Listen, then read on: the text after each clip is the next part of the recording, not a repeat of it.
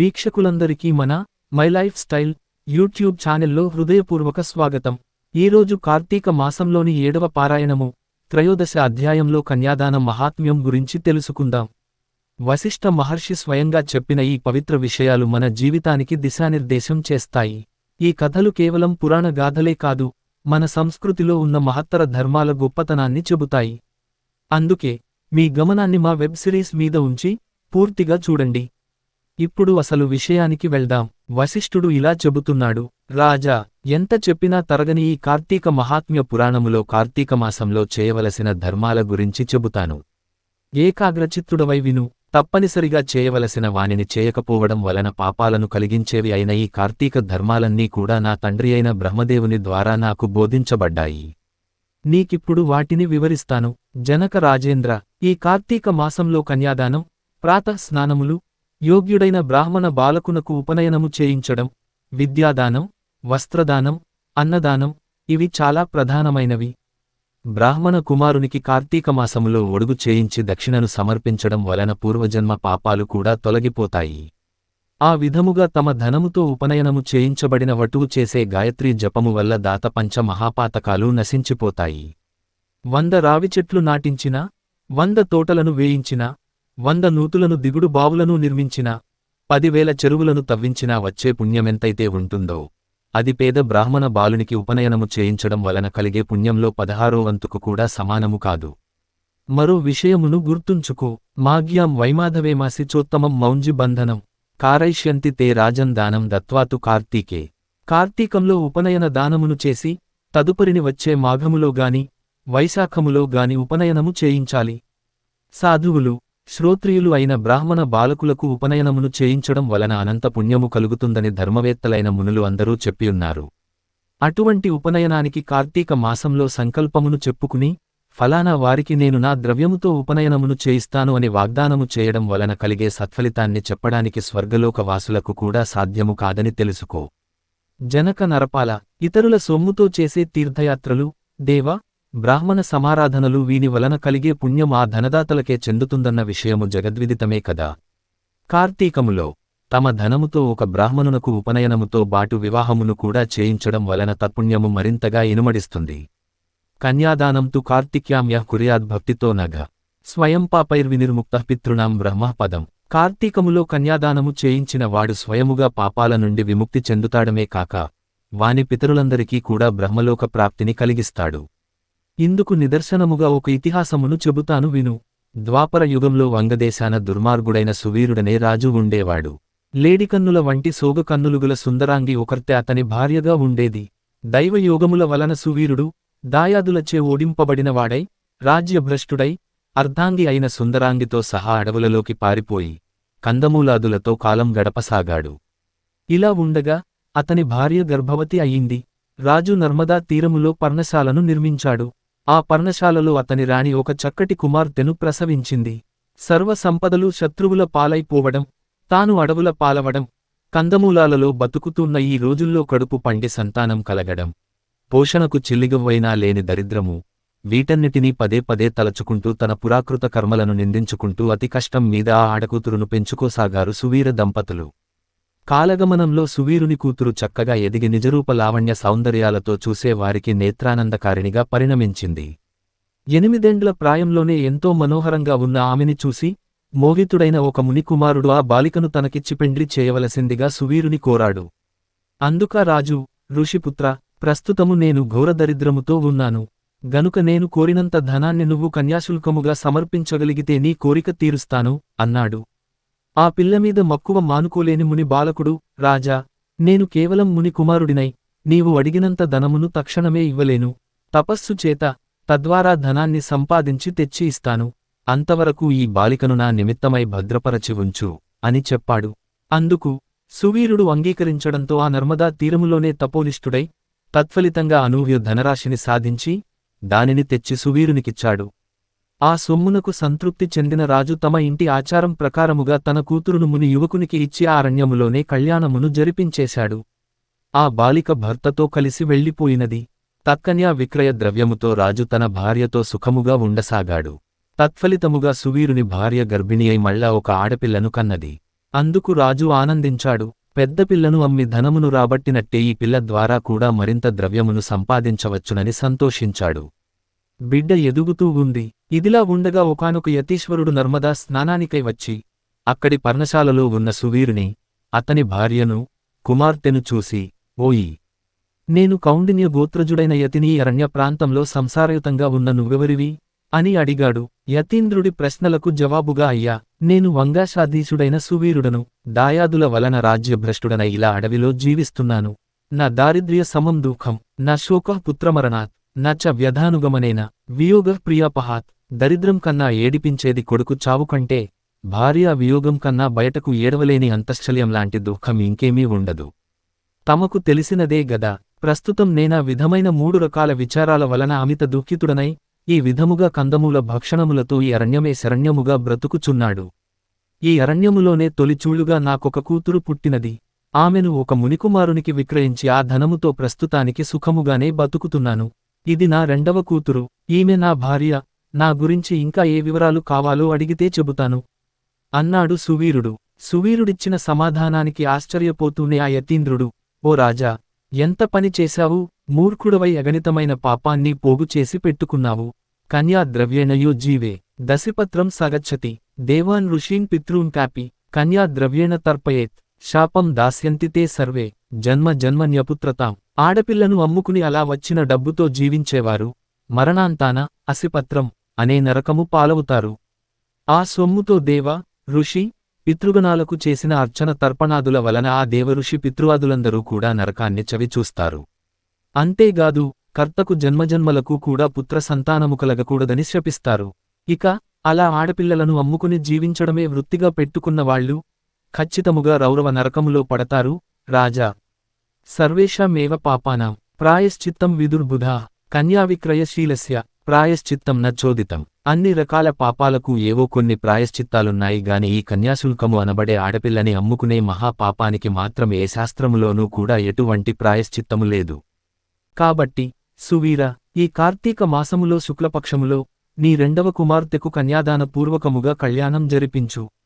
కార్తీకమాసములో విద్యాతేజస్శీల యుక్తుడైన వరునికి కన్యాదానమును చేసినవాడు గంగాది సమస్త తీర్థాలలోనూ స్నానదానాదులు చేయడం వలన కలిగే పుణ్యాన్ని, యథోక్త దక్షిణాయుతముగా అశ్వమేధాది యాగములను చేసిన వాళ్లు పొందే సత్ఫలితాన్ని పొందుతాడు అని హితబోధ చేశాడు. కాని నీచబుద్ధితో కూడుకొనిన ఆ సువీరుడు ఆ సజ్జన సద్బోధను కొట్టిపారేస్తూ, బాగా చెప్పావయ్యా బాపడా, పుట్టినందుకు గాను పుత్రద్వారా గృహ క్షేత్ర వాసోవసు రత్నాద్యలంకారాదులతో ఈ శరీరాన్ని పుష్టిపరచి సుఖించాలే గాని ధర్మము అంటూ కూర్చుంటే ఎలాగా? అసలు ధర్మమంటే ఏమిటి? దానమంటే ఏమిటి? ఫలమంటే ఏమిటి? పుణ్యలోకాలంటే ఏమిటి? అయ్యా ఋషిగారు, ఏదో రకంగా డబ్బును సంపాదించి భోగాలు అనుభవించడమే ప్రధానము. పెద్ద పిల్ల విషయములో కంటే అధికముగా ధనమిచ్చేవానికే నా చిన్నపిల్లని కూడా ఇచ్చి పెండ్లి చేసి నేను కోరుకునే సుఖభోగాలన్నీ అనుభవిస్తాను. అయినా నా విషయాలన్నీ నీకెందుకు? నీ దారిన నువ్వెళ్ళు అని కసిరికొట్టాడు. అంతటితో ఆ తాపసి తన దారిన తాను వెళ్ళిపోయాడు. ఈ సువీరుని పూర్వీకుల్లో శృతకీర్తి అనే రాజొకడున్నాడు. సమస్త సద్ధర్మ ప్రవక్త, శతాధిక యాగకర్త అయిన ఆ శృతకీర్తి తన పుణ్యకార్యాల వలన స్వర్గములోని ఇంద్రాదుల చేత గౌరవింపబడుతూ సమస్త సుఖాలను అనుభవిస్తున్నాడు. సువీరునికి యముడు విధించిన శిక్ష కారణంగా యమదూతలు స్వర్గం చేరి అక్కడ సుఖిస్తున్న శృతకీర్తి యొక్క జీవుని పాశబద్ధం చేసి నరకానికి తీసుకెళ్లారు. ఆ చర్యకు ఆశ్చర్యపోయిన శృతకీర్తి యముని ముంగిట నిలబడి, స్వర్గములో ఉన్న నన్ను ఇక్కడికి రప్పించావు? నేను చేసిన పాపమేమిటి అని నిలదీసి అడిగాడు. మందహాసము చేశాడు మహాధర్ముడు. శృతకీర్తి, నువ్వు పుణ్యాత్ముడవే, స్వర్గార్హుడవే, కాని నీ వంశీకుడైన సువీరుడు కన్యను విక్రయించాడు. అతగాడు చేసిన మహాపాపం వలన అతని వంశీకులైన మీరంతా నరకానికి రావలసి వచ్చింది. అయినా సువీరుని 2వ కుమార్తె నర్మదానదీ తీరాన గల పర్ణశాలలో తన తల్లితో జీవిస్తూ ఉంది. ఆ బిడ్డకు ఇంకా వివాహం కాలేదు. కాబట్టి నువ్వు నా అనుగ్రహం వలన భూలోకానికి వెళ్ళి అక్కడ యోగ్యుడైన వరునికి ఇచ్చి కన్యాదాన విధానంగా పెండ్లి జరిపించు. శృతకీర్తి, ఎవడైతే కార్తీకమాసములో సర్వాలంకార భూషితయైన కన్యను యోగ్యుడైన వరునికి దానమిస్తాడో వాడు లోకాధిపతితో తుల్యుడవుతాడు. అలా కన్యాదానాన్ని చేయాలనే సంకల్పం ఉండి సంతానం లేనివాడు బ్రాహ్మణ కన్యాదానకిగాను కన్యాదానం అందుకోబోతున్న బ్రాహ్మణునకుగాని ధన సహాయమును చేసినట్లయితే ఆ ధనదాత కన్యాదాత పొందే ఫలాన్ని పొందుతాడు. అంతేకాదు, స్వలాభాపేక్షారహితులై 2 పాడి ఆవులను చెల్లించి కన్యను కొని ఆ కన్యను చక్కటి వరునకిచ్చి పెండ్లి చేసే వారు కూడా కన్యాదాన ఫలాన్ని పొందుతారు. కాబట్టి ఓ శృతకీర్తి, నీవు తక్షణమే భూలోకానికి వెళ్ళి సువీరుని ద్వితీయ కుమార్తెను ఎవరైనా సదాహ్మనునకు కన్యామూలంగా దానం చేసినట్లయితే తద్వారా నువ్వు, నీ పూర్వీకులు, ఈ సువీరాదులు కూడా నరకం నుండి విముక్తి పొందుతారు అని చెప్పాడు. ధర్ముని అనుగ్రహం వలన దేహధారి అయిన శృతకీర్తి వెనువెంటనే భూలోకములోని నర్మదా నదీ తీరాన్ని చేరి అక్కడి పర్ణశాలలో ఉన్న సువీరుని భార్యకు హితవులు గరపి వారి ద్వితీయ సంతానమైన ఆడపిల్లను సువర్ణాభరణ భూషితంగా చేసి శివప్రీతిగా శివార్పణమస్తు అనుకుంటూ ఒక బ్రాహ్మణునికి కన్యాదానంగా అర్పించాడు. ఆ పుణ్యమహిమ వలన సువీరుడు నరకపీడ విముక్తుడై స్వర్గమును చేరి సుఖించసాగాడు. తదనంతరము శృతకీర్తి 10 మంది బ్రహ్మచారులకు కన్యామూల్యమును ధారబోయడం వలన వారి పితృపితామహా దివర్గాల వారంతా కూడా విగతపాపులై స్వర్గాన్ని పొందారు. అనంతరం శృతకీర్తి కూడా యథాపూర్వకంగా స్వర్గాన్ని చేరి తన వారిని కలిసి సుఖించసాగాడు. కాబట్టి ఓ జనక మహారాజా, కార్తీకమాసంలో కన్యాదానం చేసేవాడు సర్వపాపాలను నశింపచేస్తాడనడంలో ఏమాత్రమూ సందేహం లేదు. కన్యామూల్యాన్ని చెల్లించలేనివారు వివాహార్థముగా మాట సహాయాన్ని చేసినప్పటికీ కూడా అమితమైన పుణ్యాన్ని పొందుతారు. రాజా, ఎవరైతే కార్తీక మాసంలో యథావిధిగా కార్తీక వ్రతాన్ని ఆచరిస్తారో వాళ్లు స్వర్గాన్ని, ఆచరించని వాళ్లు నరకాన్ని పొందుతారనడంలో ఏమాత్రం సందేహం లేదు. వశిష్ఠుడు చెబుతున్నాడు, ఓ మిథిలాధీశ, కార్తీక మాసమంతా పూర్వోక్త సర్వధర్మ సంయుతంగా కార్తీక వ్రతాన్ని ఆచరించలేకపోయినప్పటికీ ఎవరైతే కార్తీక పూర్ణిమ నాడు వృషోత్సర్గం చేస్తారో వారి జన్మాంతర పాపాలు అన్ని కూడా నశించిపోతాయి. జనక మహీపాల, ఆవు యొక్క కోడెదూడను అచ్చుబోసి ఆబోతుగా స్వేచ్ఛగా వదలడాన్నే వృషోత్సర్గము అంటారు. ఈ మానవలోకంలో ఏ ఇతర కర్మాచరణాల వలన కూడా అసాధ్యమైన పుణ్యాన్ని ప్రసాదించే ఈ కార్తీక వ్రతములో భాగముగానే కార్తీక పూర్ణిమ నాడు పితృదేవతా ప్రీత్యర్థము ఒక కోడెదూడను అచ్చుబోసి ఆబోతుగా స్వేచ్ఛగా వదలాలి. అలా చేయడం వలన గయా క్షేత్రంలో పితరులకు కోటిసార్లు శ్రాద్ధాన్ని నిర్వహించిన పుణ్యము కలుగుతుంది. యః కోవాస్ మత్కులే జాతః పౌర్ణమాస్యాంతు కార్తీకే ఉత్పృజే ద్వర్షభం నీలం తేన తృప్తా వయం త్వితి కాంక్షంతే నృపశార్దుల పుణ్యలోక స్థితా అపి. పుణ్యలోకాలలో ఉన్న పితరులు సైతం తమ కులములో పుట్టిన వాడెవడైనా కార్తీక పౌర్ణమినాడు నల్లని గిత్తను అచ్చుబోసి వదిలినట్లయితే మనకు అమితానందం కలుగుతుంది గదా అని చింతిస్తూ ఉంటారు. రాజా, ధనికుడైనా సరే జీవితంలో ఒక్కసారైనా కార్తీక పౌర్ణమినాడు వృషోత్సర్గమును చేయనివాడు అంధతామిశ్రము అనే నరకాన్ని పొందుతాడు. గయా శ్రాద్ధము వలనగాని, ప్రతివర్షాభ్యుదయాల వల్లగాని, తీర్థ స్థలాల్లో తర్పణం వల్లగాని ఈ వృషోత్సర్గంతో సమానమైన ఆనందాన్ని పితరులు పొందలేరు. గయాశ్రాద్ధ మరియు వృషోత్సర్గాలు రెండూ సమానమేనని పెద్దలు చెప్పినా వృషోత్సర్గమే ఉత్తమమైనదని తెలుసుకో. ఇక కార్తీక మాసంలో పండ్లను దానము చేసేవాడు దేవర్షి పితృణాలు 3 నుంచి కూడా విముక్తుడైపోతాడు. దక్షిణాయుతంగా ధాత్రీ ఫలాన్ని దానమిచ్చేవాడు సార్వభౌముడవుతాడు. కార్తీక పౌర్ణమినాడు లింగదానము సమస్త పాపహారకము, అత్యంత పుణ్యదాయకమే కాక ఈ దానము వలన ఈ జన్మలో అనేక భోగాలను అనుభవించి మరుజన్మలో చక్రవర్తిత్వాన్ని పొందుతారు. అనంత ఫలదాయకమైన ఈ కార్తీక వ్రతాచరణా సదవకాశము అందరికీ అంత తేలికగా లభ్యం కాదు. అత్యంత ఉత్తమమైన ఈ కార్తీక మాసంలో ఇతరుల అన్నమును, పితృశేషమును తినకూడనివి తినడం, శ్రాద్ధములకు భోక్తగా వెళ్లడం, నువ్వుల దానము పట్టడం అనే 5 మానివేయాలి. ఈ నెలలో సంఘాన్నము, శూద్రాన్నము, దేవార్చకాన్నము, అపరిశుద్ధాన్నము, త్యక్తకర్ముని అన్నము, విధవా అన్నము అనేవి తినకూడదు. కార్తీక పౌర్ణమి, అమావాస్యలలోనూ పితృదివసము నాడు, ఆదివారమునాడు సూర్యచంద్ర గ్రహణ దినాలలోనూ, వ్యతిపాత వైదృత్యాది నిషిద్ధ దినాలలోనూ రాత్రి భోజనము నిషిద్ధము. ఈ నెలలో వచ్చే ఏకాదశినాడు రాత్రింబవళ్లు 2 పూటలు కూడా భోజనము చేయకూడదు.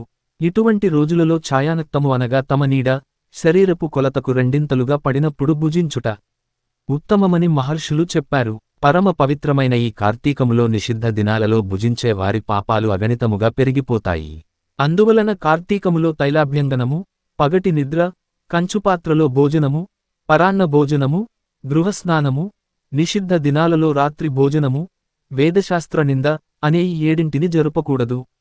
సమర్థులై ఉండి కూడా కార్తీకములో నదీ స్నానం చేయకుండా ఇంటి దగ్గరనే వేడి నీటి స్నానము చేసినట్లయితే అది కల్లుతో చేసిన స్నానానికి సమానమవుతుందని బ్రహ్మశాసనము. సూర్యుడు తులలో ఉండగా నదీ స్నానమే అత్యంత ప్రధానము. చేరువలో నదులు లేనప్పుడు చెరువులలోగాని, కాలువలలోగాని, నూతి వద్దగాని, గంగ, గోదావరియాది మహానదులను స్మరించుకుంటూ స్నానం చేయవచ్చును. ఎక్కడా చేసినా ప్రాతకాలంలోనే స్నానం చేయాలి. అలా చేయని వాళ్లు నరకాన్ని పొంది అనంతరం చండాలపు జన్మనెత్తుతారు.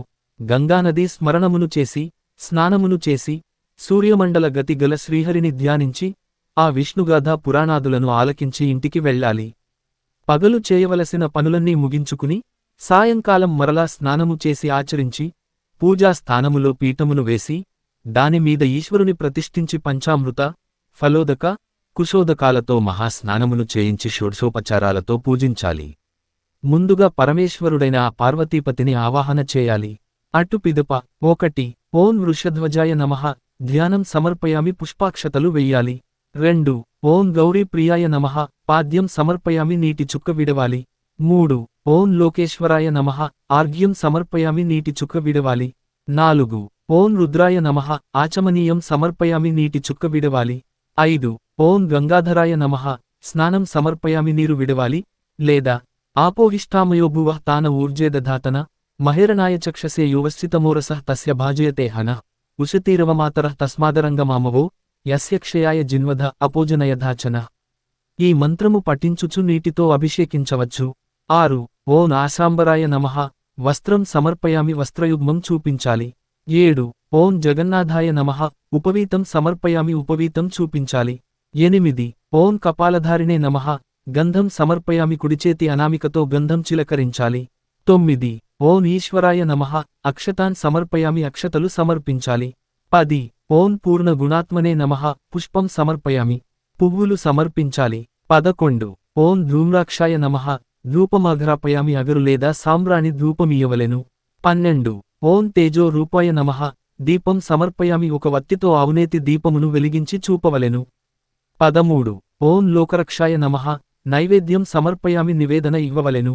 మంత్రం ఓం భూర్భువస్సువః తత్ సవితుర్వరేణ్యం భర్గోదేవస్య ధీమహి ధియో నః ప్రచోదయాత్ అనుకుంటూ ఒక పువ్వుతో నివేదించు పదార్థముల చుట్టూ నీటిని ప్రోక్షించి ఓం ప్రాణాయ స్వాహ ఓం అపానాయ స్వాహ ఓం వ్యానాయ స్వాహ ఓం ఉదానాయ స్వాహ ఓం సమానాయ స్వాహ ఓం శ్రీ మహాదేవాయ శివ శివ శివ శంభవే స్వాహ అంటూ స్వాహ అనినప్పుడల్లా ప్రభువునకు నివేదనము చూపి ఫలానా పదార్థమును నివేదించాము అనుకుని అమృతమస్తు అమృతోపస్తరణమసిరుతం నత్యేన పరిశించామి ఉత్తరాపోసనం సమర్పయామి అనుకుని పదార్థాల కుడిప్రక్కన ఒక చుక్క నీరును వదలవలెను.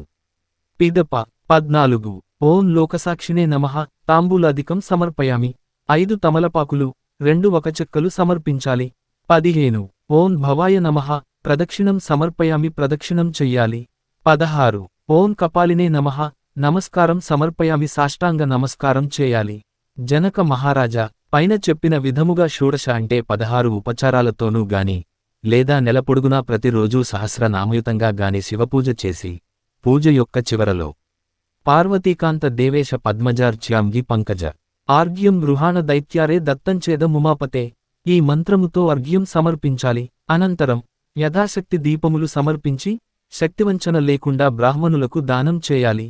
ఈ విధంగా కార్తీకమంతా నెల పొడవునా వ్రతాన్ని బ్రాహ్మణులతో కలిసి ఆచరించినవాడు 100 వాజపేయాలు 1000 సోమాశ్వమేధాలు చేసిన ఫలాన్ని పొందుతాడు.